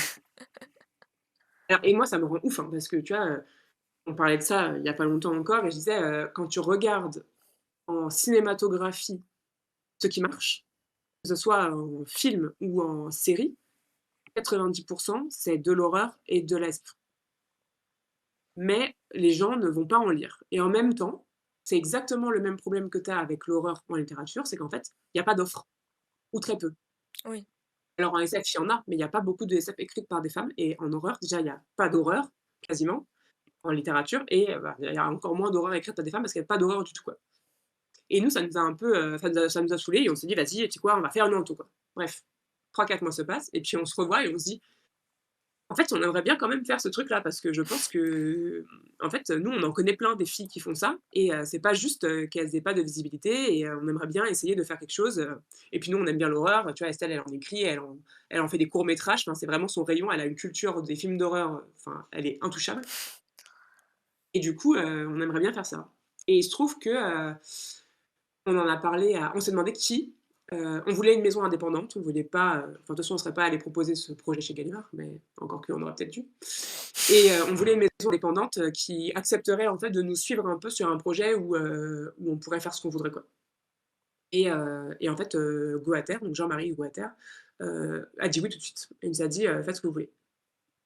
Donc j'ai dit: «OK, on va mettre que des meufs, on va mettre une illustratrice et vraiment, il y aura que des nanas, quoi» et donc on a commencé à démarcher, les filles, qu'on connaissait, qui écrivaient de l'horreur, et voilà et en fait, on a pondu Nanto en 6 mois c'est et rapide. non, vraiment, c'était un peu ouais, c'est un peu catastrophique parce qu'en fait, on s'était donné une deadline de sortie et du coup, il a fallu, carburer vraiment pour, Ah bah pouvoir là, sortir les textes.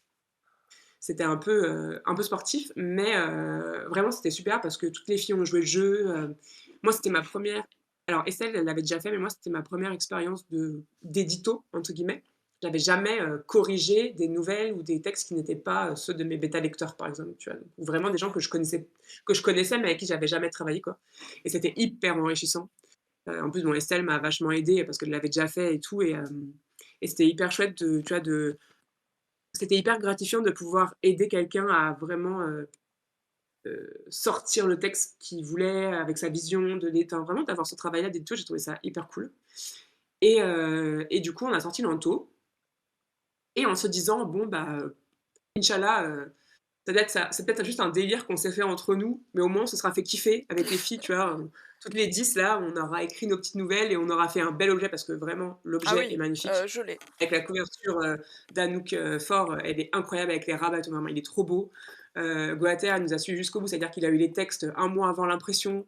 Il nous a fait une couverture avec rabat incroyable, enfin vraiment il est top, quoi, et en fait, bah, même pas, 5 mois après, on a dû réimprimer, donc c'est trop cool, et on a eu plein de gens qui sont venus nous dire, que, bah, en fait, ils étaient trop contents parce qu'ils lisaient plus d'horreur parce qu'ils en trouvaient pas.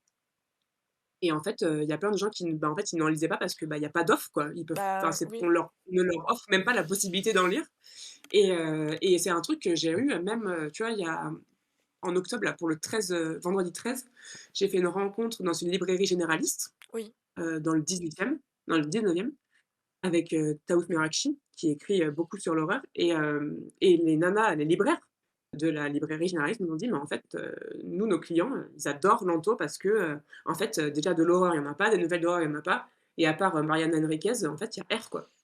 Et du coup, ils sont trop contents, de trouver, bah, des initiatives comme ça, de femmes qui écrivent, et c'est trop cool, et du coup, on a fait une rencontre là-bas et c'était trop bien, et en fait, il y a un public, c'est juste que, Il y a pas en fait, je d'offre. pense que c'est un public, ouais, en fait, ils ont arrêté de demander parce qu'il y avait rien, et ils se sont rabattus sur les séries et sur d'autres choses, mais il y a Mmh. un créneau, c'est sûr, et le but aussi, c'était, de donner envie, aux gens qui lisent Lanto d'aller voir ce que font, bah, toutes ces autrices qui sont publiées, en fait, mais qui ont pas de diffuseur et qui ont besoin que, bah, on aille sur les sites des maisons d'édition pour commander, des choses comme ça, et je crois que, ça a plutôt pas trop mal marché, et à chaque fois, j'encourage les gens, je leur ai dit: «Mais si vous avez aimé les nouvelles des filles, allez voir, ce qu'elles font, allez sur leurs réseaux sociaux, lisez leurs romans», parce que vraiment, tout ce qu'elles font au Chat Noir, chez Noir d'Absinthe et tout, ou chez les Lucifériennes, c'est super bien.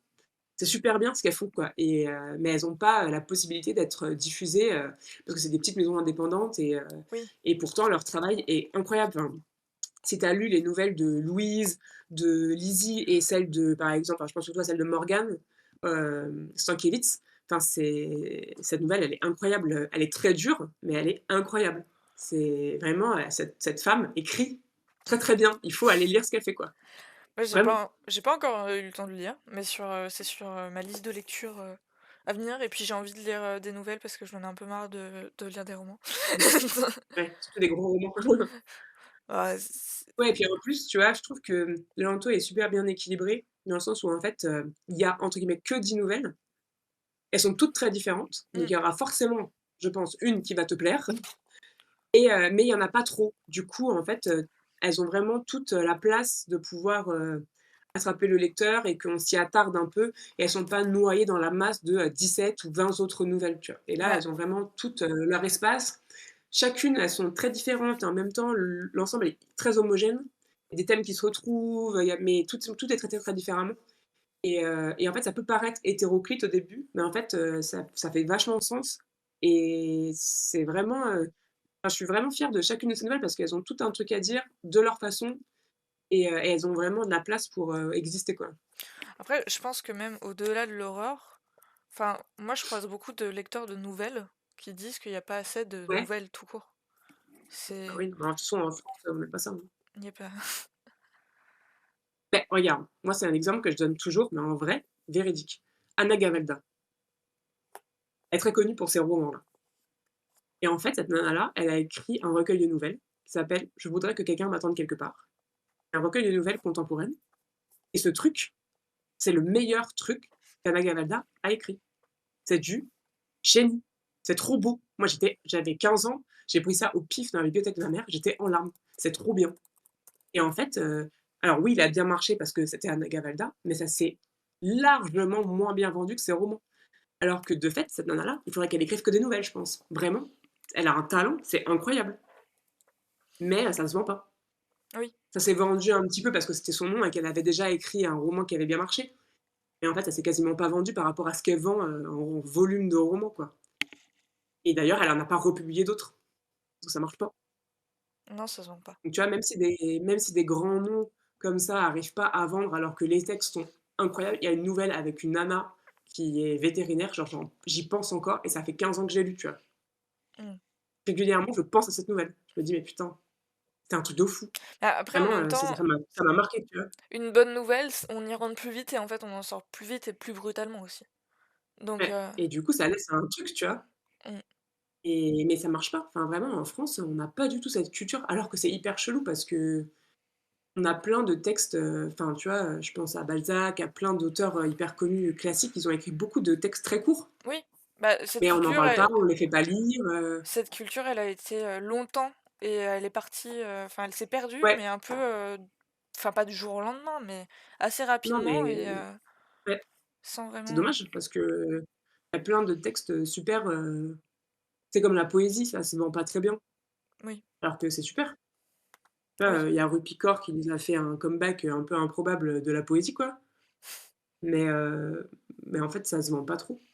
Pourtant, je suis sûre qu'il y a ple je connais plein de gens qui écrivent de la poésie, ils savent pas où faire publier ça, quoi. Ou alors dans des collections, un peu intimistes, de connaisseurs, c'est pas très grand public, tu vois? Non. Alors que c'est dommage. Hem, on est à 1h20, 1h15 d'enregistrement. Je propose alors je refais un rappel à ceux qui nous regardent, n'hésitez pas à poser des questions, que je poserai et sinon, conclure un peu doucement, enfin j des Mmh questions mh. un peu de conclusion.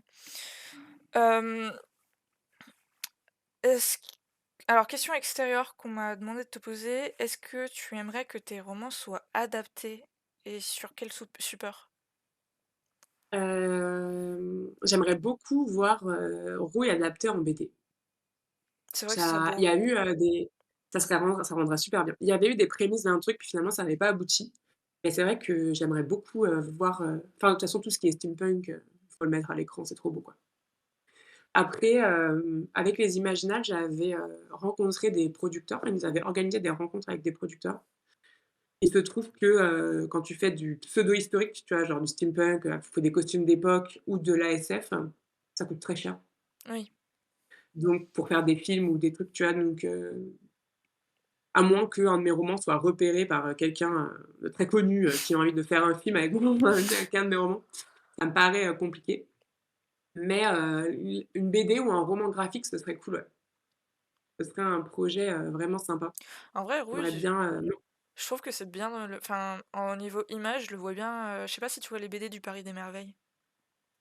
ouais, Je trouve tout à que fait, c'est ouais. Bah, c'est très, ouais. Mais, bon, pour l'instant, je n'ai pas eu d'autres, propositions. Mais c'est vrai que alors c'est pas aussi parce que moi je ne sais pas du tout dessiner. Donc, ça me paraît un peu magique de voir, des gens, dessiner des trucs, je trouve ça trop cool et en plus, si tu fais un peu attention, je donne pas énormément de description de mes personnages oui. physiques parce que je veux vraiment que, les gens puissent, s'identifier aux personnages et se les imaginer comme ils veulent et du coup, je me dis: Ça doit être super chouette, justement, de voir comment quelqu'un d'externe imagine mes personnages et je ouais, vraiment, je pense que la BD ou le roman graphique, ça doit être super chouette. J'ai Flaviox qui dit l'anthologie en mini-série et Oui, c'est un projet, ça serait trop bien. En tout cas, on va faire plusieurs anthologies normalement, on croise les doigts. Mais c'est justement vrai qu'une mini-série à la Love, Death and Robots, des nouvelles de Lanto, ce serait hyper cool. bah, sur l'anthologie, une question de, je suis désolée si je prononce mal, Brynhild. Bonsoir, est-ce que le tome 2 du recueil de nouvelles sera également orienté horreur? Est-ce que vous avez une idée de sa date de publication? Merci. Alors, on est en train de travailler dessus. Normalement, si tout se passe bien, il sortira à l'automne prochain, donc vers octobre, je pense. Il faut encore que, je valide avec toutes les autrices qu'on a contactées que c'est OK. Normalement, c'est un projet et oui, ce sera aussi de l'horreur dans le alors ce sera de l'horreur, comme pour le premier, c'est-à-dire qu'en fait, je dis nouvelle d'horreur, mais c'est vraiment, ça couvre un panel très large de fantastique, enfin «d'imaginaire horrifique» entre guillemets, ça peut être du victorien, du fantastique, du body horror, enfin c'est assez large. Ce qu'on voulait faire justement avec Lanto, la première en tout cas, c'était de décloisonner le genre de l'horreur Mmh. et en fait, je me suis rendu compte que c'était vraiment important parce qu'on a eu quelques retours de gens qui nous disaient: «Ah mais c'est pas de l'horreur, enfin c'était pas trash quoi». Ah! Et j'étais là: «Mais en fait, l'horreur, déjà, qu'est-ce que c'est?» Tu vois? Il y a plein de enfin, justement, il y a trop je trouve on dit voilà, faut que ce soit de l'horreur, que ce soit un slasher, ah si c'est pas comme Scream, c'est pas de l'horreur, tu vois? En fait, il y a plein de choses, différentes dans l'horreur et chacune des autrices qu'on avait choisies avait aussi un univers très particulier, d'inspiration, horrifique, on voulait mettre en avant pour montrer qu'en fait, bah, justement, ce curseur de l'horreur, il est vraiment très large et des fois, enfin, il y a des nouvelles où il y a pas de monstre, mais si tu me dis que tu t'es pas senti mal à l'aise et que ça t'a pas fait un peu flipper, c'est que tu as un problème quand même, je pense, tu vois? Et du coup, le but, c'était de montrer qu'en fait, il y a plein de façons d'être mal à l'aise et effrayé ou horrifié par des situations sans forcément qu'il y ait du sang, des tripes et des têtes qui volent dans tous les sens, quoi. Donc la prochaine sera aussi dans cette veine-là, dans le sens où, on a des profils très différents d'autrices qui vont faire des trucs, plus ou moins, gore, mais il y aura pas forcément du gore, tout le temps et on va essayer de respecter ce truc-là pour montrer toute la diversité qu'on peut trouver dans l'horreur et encore plus dans l'horreur écrite, par des femmes, quoi. Bah, parce qu'en Donc fait, normalement, si tout se passe bien, octobre.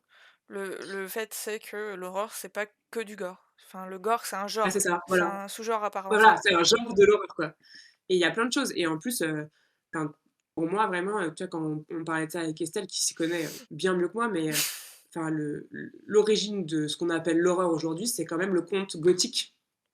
Oui. Et le conte gothique, il y a des fantômes, mais il y a pas de gens qui meurent, les tripes à l'air, quoi.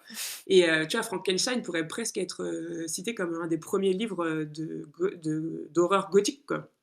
Et il y a pas forcément de gens qui meurent, et pourtant, tu vois, quand tu liras, toi, mais d'autres personnes, la nouvelle de Morgan Stankiewicz, si tu es pas horrifié par ce qui se passe, alors que personne ne meurt, il y a rien, heu bah, c'est que je sais pas quoi faire pour toi, tu n'as pas d'âme, quoi. Vraiment, tu n'as pas d'âme. Mais vraiment, c'est horrible. Cette nouvelle, elle est horrible. Vraiment, quand je suis en salon et qu'on achète l'anthologie, je dois donne toujours un trigger warning sur cette, nouvelle. De toute façon, le titre de la nouvelle, donne tout ce qu'il y a à savoir sur ce qui va se passer dans la nouvelle et vraiment, c'est effroyable à lire mais en même temps, genre, il y a rien il y a pas de SF, il y a pas de fantastique, c'est du pur contemporain. C'est le pire truc que j'ai lu de l'année. C'est le deuxième pire truc que j'ai lu de l'année, parce que j'ai lu un truc vraiment horrible, mais ça n'avait rien à voir. Mais vraiment, c'est horrifiant, quoi et pourtant, il y a pas de personne enfin, il y a rien, il y a aucune scène graphique, il y a rien du tout, quoi. Ne la Donc lisez comme pas quoi, si vous avez des problèmes de sommeil en ce moment. ouais, non, la lisez pas si vous avez enfin, si les agressions sur les enfants, c'est un trigger warning, quoi, vraiment. OK. On s'était même dit que peut-être on mettrait un trigger warning sur, cette nouvelle-là et en fait, le titre est un trigger warning suffisant. A priori, tu comprends ce qui va se passer tout de suite. D'accord. Mais vraiment, par contre, je pense que c'est intéressant de la lire, vraiment.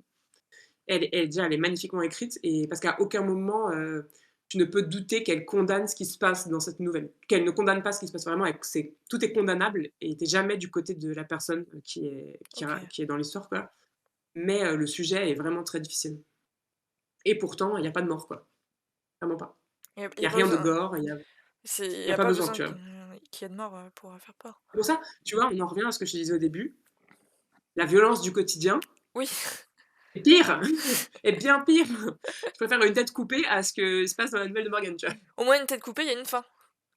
Voilà, c'est fini. Et tu peux te détourner de ça, un peu quand même. Là, dans un truc de Morgan cette nouvelle-là, vraiment, si tu es confronté à un truc comme ça et que tu sais, tu peux pas oublier. C'est impossible. C'est vraiment, horrible.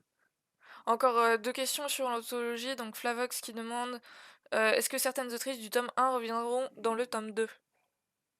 Alors non, le but c'est de vous inonder de femmes incroyables qui écrivent de la de l'horreur, donc ça sera toujours de nouvelles personnes. Mais normalement, une personne de la première anto, devrait écrire, la préface de la deuxième. Donc ce sera peut-être moi, peut-être quelqu'un d'autre, on verra. Mais non, le but c'est de vraiment en fait, c'est de montrer vraiment qu'il y a plein de femmes qui écrivent de l'horreur en France et de vous donner, 10, 20 ou 30, nanas qui en écrivent pour que vous ayez plus qu'à piocher et aller voir ce qu'elles font et vous encourager à aller voir ce qu'elles font. Donc le but c'est quand même de, voilà, de mettre en avant le plus de femmes possible. Donc il y aura a priori pas de retour, des anciennes, mais je vous encourage vivement à aller voir ce qu'elles font en dehors de l'anto parce que, elles font toutes des trucs super et il faut aller voir ce qu'elles font. Et est-ce que ce sera le même nombre de nouvelles pour la prochaine Anto? Oui, normalement, il devrait y en avoir. Alors, il y en a peut-être une de plus ou une ou 2. En tout cas, en fait, pour la première, on était parti sur 12. Au final, il y en avait eu 10. Et dans tous les cas, il y en aura jamais plus de 12 parce que je pense que c'est un bon chiffre et que, comme je disais tout à l'heure, je veux pas que les nouvelles soient noyées dans la masse. Il faut que chacune ait l'espace nécessaire pour, bah, marquer le lecteur et que je veux pas, mais enfin, on veut pas que ce soit une lecture où en fait, vous enchaîniez tout. On veut que chaque nouvelle vous marque suffisamment pour que vous y pensiez avant de passer à une autre et que vraiment elles aient le temps de faire leur chemin, et de vous plaire ou pas, mais que voilà, ça vous amène une réflexion et que ça vous donne envie d'aller voir ce qu'elles font. Donc il faut pas qu'il y en ait 20 ou 17, c'est trop, j'ai participé à des intos, je me rappelle, où il y a 17 textes, c'est impossible en fait, généralement, même moi je les lis pas en entier, en fait au bout de 10 j'en ai marre quoi, de lire, 10 nouvelles de 10 personnes différentes, ou plus, enfin c'est trop, 17 c'est trop. 10 ou 12 c'est pas mal. Donc normalement pas plus de 12, je pense qu'il y en aura 11 dans la prochaine. OK. Moi j'ai une question, extérieure encore. Est-ce que tu envisages de faire une saga ou enfin des romans, plusieurs tomes? Non, non, non, non, parce que, bah, déjà je tue tous mes personnages, donc c'est compliqué de les faire revivre dans un C'est tome vrai. 2 vu que tout le monde est mort. Et non en fait, c'est assez marrant parce que c'est une question qu'on me pose souvent, mais je dirais non parce que pour moi, une fois que j'ai écrit l'histoire, l'histoire est terminée. C'est-à-dire que mes personnages ont vécu ce qu'ils avaient à vivre et j'ai pas, enfin, j'estime que je les ai assez fait souffrir et que en fait, on en parlait en off. En fait, Oui. généralement, je clôt tous les arcs de tous mes personnages, même secondaires, tout le monde a son histoire close à la fin. Donc il y a pas de raison de revenir sur ça. Après, j'ai plusieurs idées d'univers étendu, c'est-à-dire vraiment de romans dans le même univers avec d'autres personnages. Donc notamment pour les noces et Rouille, j'ai 2 histoires, qui se passent avec soit des personnages très secondaires, soit à une autre époque, avec d'autres personnages, mais dans le même univers. Et en gros, si vous avez lu les premiers, bah, vous allez voir des similitudes, vous allez comprendre que, bah, c'est, des personnages qui sont liés à des personnages des premiers romans. Et sinon, c'est des histoires différentes, juste dans le même univers, quoi. Mais les sagas, déjà, j'arrive pas à en lire. Souvent, j'ai les tomes 1 et puis j'ai jamais les tomes 2 parce que ça me saoule, j'en ai marre. Et en fait, il y a tellement de livres à lire que j'ai pas, l'énergie de me lancer dans des trucs où il y a 2, 3, 4, 5 tomes là, c'est pas possible. Et en plus, ouais, j'ai pas, en fait, j'ai plein d'histoires que j'ai envie de raconter et je me dis: «Ah mais en fait, si je me lance dans un truc en 3 tomes, déjà j'ai peur de me lasser au bout d'un moment». Parce que ça, enfin moi je trouve, hein, que personnellement ça me demande tellement d'énergie d'écrire, 1 tome avec tout ce que je mets dedans. C'est émotionnellement tellement drainant que si je devais les faire 3 fois avec les mêmes personnages, ce serait, trop. Et en plus, j'ai Puis d'autres histoires avec d'autres personnages qui sont là en train de me dire: «Hey, nous alors, c'est quand qu'on y vient?» en plus, tu Et leur j'ai envie donnerais un de continuer, sursis, quoi. ils devraient vivre plus longtemps. Ouais, tu vois? Non, mais laisse tomber, ils m'en Qu'ils voudraient à mort, tu vois? Alors que ouais, et puis j'ai plein d'autres histoires, qui m'attendent et je me dis: «Ah là là», tu vois, là, ça fait 4 ans, que j'attends d'écrire un roman.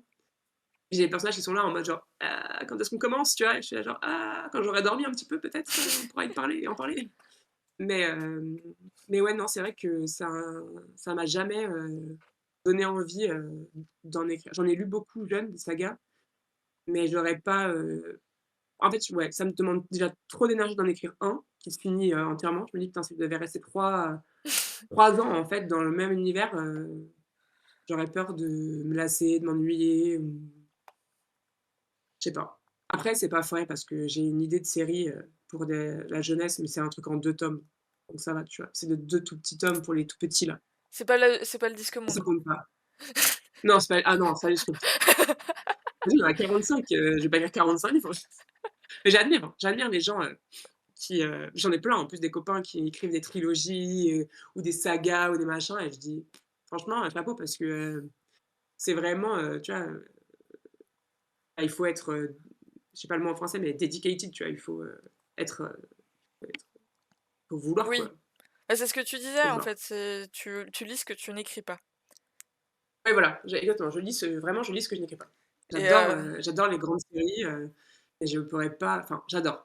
J'en lisais beaucoup, maintenant beaucoup moins parce qu'il y a trop de livres et il y oui. a trop de choses à lire, mais j'écrirais pas, je me vois pas écrire, une grande saga. Après, il faut jamais dire jamais, tu vois? À tous les coups, je vais finir par en écrire une et je vais m'en mordre les doigts, mais pour l'instant, je me vois pas le faire. C'est quoi tes projets en cours? Dormir, C'est voilà. un beau projet. Non, c'est pas vrai. Un beau projet. C'est mon projet pour 2024. Non, j'ai un roman, en cours, mais j'en parle pas trop parce qu'il a pas été annoncé, mais je suis en train de finir de l'écrire. Il me reste 5 chapitres. Oh, C'est le dernier rush final là et normalement, je pense que ça sera annoncé dans pas trop longtemps, mais je travaille sur un roman graphique OK. qui devrait sortir l'année prochaine. Donc c'est une expérience un peu nouvelle et c'est assez chouette. C'est très différent de l'écriture, de roman. Déjà parce que je travaille pas toute seule Mmh. et que quelqu'un dessine mes personnages et donc ça, c'est vraiment très cool. Et aussi parce que, ouais, c'est vraiment un exercice très différent. Mais j'ai très hâte qu'il sorte. Normalement, il devrait sortir en fin d'année prochaine. J'espère qu'il sera pas repoussé, mais on a pris un peu de retard, mais voilà, je bosse sur ça et l'année prochaine, j'ai prévu de prendre, une année un peu, sabbatique, de repos. Juste pour, écrire ce que j'ai envie, si j'ai envie d'écrire et me reposer un peu et voilà. Donc mais après j'ai plein d'autres projets, j'ai des projets de SF, qui attendent juste que je sois suffisamment reposée pour les commencer. De toute façon, après, ils vont venir, toquer, ils vont dire: «Eh, on est là Oui, quand c'est même». ça. Non, mais c'est sûr que je vais me reposer et au bout de 3 semaines, je vais avoir envie d'écrire quelque chose donc c'est sûr, mais de pas avoir de contrat en cours, et de deadline, je pense que c'est important, en fait, c'est important de se reposer. Enfin, tu vois, je Oui, le vois, quand j'ai fait, enfin, quand j'ai frôlé le burn-out et même quand j'étais en bore-out, en fait, quand tu es pas bien, tu peux pas créer, quoi. Enfin, tu peux pas sortir des choses s'il y a rien qui rentre non plus, quoi et là, je sentais que j'étais vraiment, trop fatiguée et du coup, j'ai fait repousser, tous mes contrats pour pouvoir me reposer en 2024 et me dire: «Bah, en fait, là, prends le temps de me reposer» parce qu'en fait, je me suis rendu compte que ça faisait depuis 2016 que je charbonnais, quasiment tous les ans, j'avais écrit un roman, quoi, quasiment c'est déjà un bon rythme, et oui. ben, ce qui est beaucoup déjà parce que, bah, du coup, je bosse à côté et je bosse pas un peu, quoi, je bosse beaucoup mais et puis, en fait, bah, au bout d'un moment, genre, même si créativement tu as envie, bah, c'est pas possible, enfin, tu es fatigué, tu as une vie aussi, puis il se passe des choses des fois, pas faciles à côté, il faut gérer tout et puis, bah juste, en fait, créer avec des deadlines quand, bah, tu as pas envie, parce que tu as pas l'énergie, ça donne rien de très bon, quoi. Donc j'ai décidé de prioriser ma santé mentale et de me reposer. Voilà, en 2024, c'est mon projet. Bah, c'est une, très bonne initiative que beaucoup devraient Oui. avoir, donc est-ce qu'on a une dernière question du chat? Heu, sinon, sinon je conclus. Une ou 2, soyons fous. Où est-ce qu'on peut te retrouver, bientôt? Enfin, est-ce que tu as une dédicace à venir ou pas ou un truc? Non, j'ai plus de alors, si vous pouvez me retrouver le dimanche 17 décembre à la Cité des Sciences, à Paris. Ah oui, c'est vrai! Je fais une rencontre, sur la SF et les sciences avec, Jean Krug et Étienne Quinge. Ça va être super. Vraiment, en plus, il y a des expos et tout et il y a plusieurs rencontres. Il y aura aussi Émilie Kerbalek qui sera là, Mmh. enfin plein de gens qui ont écrit du space op et ça dure toute la journée, je crois, ou toute l'après-midi et il y a des expos et tout et ça va être super chouette. Vraiment, ils enfin, je vous encourage à aller à la sélection parce qu'ils ont prévu tout un truc, qui est hyper cool et ils ont une librairie et une bibliothèque aussi là-bas. Donc n'hésitez pas à y aller. Et moi je le passe en fin de journée, je crois de 16h30 à 18h.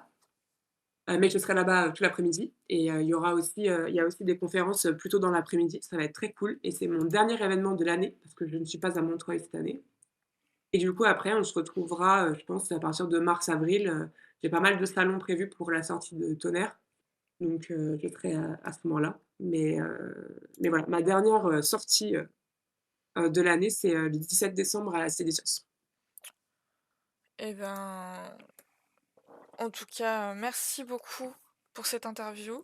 Je vois pas de Bah, non, merci nouvelles. à toi. Bah, rendez-vous à la Cité des Sciences. J'ai vu qu'il fallait Oui, s'inscrire. Je vais mettre, oui, le c'est lien. gratuit. C'est gratuit, mais il faut s'inscrire, ouais. Je vais trouver le lien après le live et je vais le mettre, quelque part, pour le communiquer et puis je vais m'inscrire aussi. Je le mettrai sur mes réseaux aussi, heu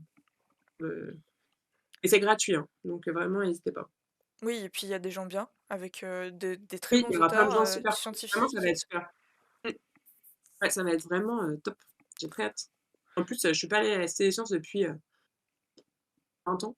Je suis allée quand j'étais à l'école, quoi. Je suis pas retournée depuis et c'est hyper cool et vraiment ils ont prévu un super programme et je suis allée ils m'ont proposé d'aller voir l'expo aussi, et ça a l'air trop bien. Donc vraiment, je vous encourage à venir parce que, c'est tout nouveau que, la Cité des Sciences lance ce genre, d'initiative et Oui. de rencontres et bah, si on veut que ça continue, il faut qu'il y ait des gens qui viennent. Donc il faut les soutenir aussi, parce que ce genre d'initiative qui fait vivre, bah, les sciences et la littérature et du coup, bah, il faut les encourager et du coup, il faut y aller.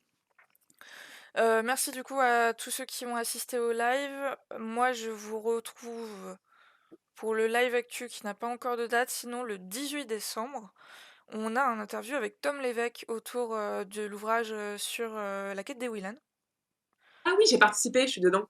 Et bah, voilà, on va parler, aussi de ce que tu as fait et peut-être, un ou une invitée supplémentaire, je ne sais pas encore et sinon je vais mettre à jour les rediffusions parce que je suis en retard dans le planning de rediffusion. Les gens qui les ont montés ont très bien fait leur travail, Mmh c'est tout prêt, c'est juste moi qui n'ai pas fini les textes. Donc mh. donc on va finir ça et puis la rediffusion de ce live va arriver vite et comme d'habitude, je vais mettre, bah, je vais essayer de mettre les liens ou les références de ce dont on a parlé. Si la Cité des Sciences n'est pas encore passée, je mettrai le lien pour la Cité des Sciences, par exemple. Voilà. Super. Donc je coupe le live et merci à tous. Merci, bonne soirée.